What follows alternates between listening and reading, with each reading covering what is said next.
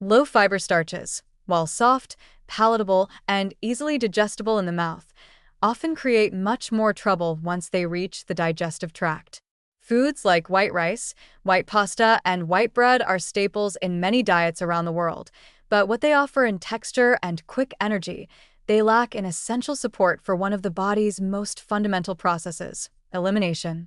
These refined carbohydrates are stripped of their outer bran and germ layers, the very parts that contain fiber, vitamins, and minerals, leaving behind a starchy, nutrient-poor core that moves sluggishly through the gut.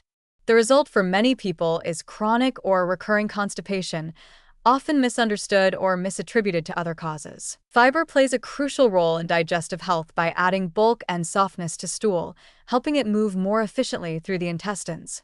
There are two types of fiber, soluble and insoluble, and both contribute to regularity in different ways. Soluble fiber absorbs water and forms a gel-like consistency, which helps slow digestion and maintain hydration in the colon. Insoluble fiber adds bulk and acts almost like a broom, pushing waste through the system. Low-fiber starches, unfortunately, do neither.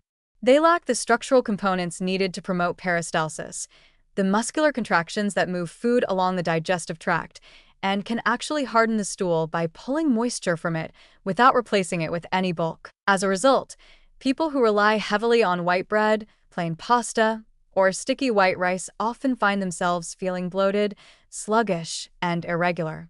Stools may become dry, compact, and difficult to pass, leading to straining and discomfort during bowel movements.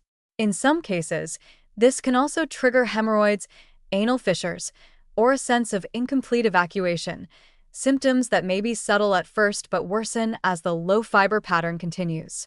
Children and elderly adults are especially vulnerable, as their digestive systems are either still developing or becoming less efficient, and they are often served these exact foods for ease and familiarity. Making matters worse, low-fiber starches can actually interfere with the gut microbiome, the community of beneficial bacteria that live in the colon and help break down food, synthesize nutrients, and regulate inflammation. These bacteria thrive on fermentable fibers found in whole grains, legumes, vegetables, and fruits. When the diet is dominated by fiberless, refined starches, the bacteria starve and their populations shrink, reducing the production of short-chain fatty acids like butyrate, which are vital for colon health. Over time, this imbalance can lead to digestive discomfort, increased intestinal inflammation, and even more sluggishness in the bowels. Many people mistakenly believe that simply drinking more water will solve the issue, but without fiber to hold onto that water, it quickly passes through the system without improving stool quality. Others may turn to laxatives or fiber supplements as a band-aid fix without addressing the underlying dietary cause.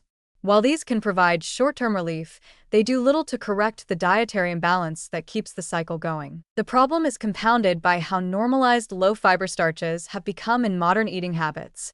They're quick to prepare, widely available, and often falsely marketed as light or easy to digest. In reality, these foods provide empty calories that move slowly through the gut and displace the very ingredients that promote health and regularity. A plate of pasta without vegetables or a sandwich without whole grain bread may be convenient, but it gradually robs the body of the roughage it needs to function properly. The consequences extend beyond the discomfort of constipation. Over time, infrequent or incomplete elimination can lead to toxin buildup, increased gas and bloating, and a feeling of heaviness or fatigue that impacts overall well-being. Some studies even suggest that chronic low-fiber intake may increase the risk of more serious conditions like diverticulosis or colorectal cancer, as the colon becomes more prone to inflammation and structural weakness. To reverse this trend, it's essential to shift the foundation of the diet away from refined starches and toward fiber-rich whole foods. Choosing whole grain versions of rice, pasta, and bread, not just brown varieties, but those made with intact grains, can make a dramatic difference.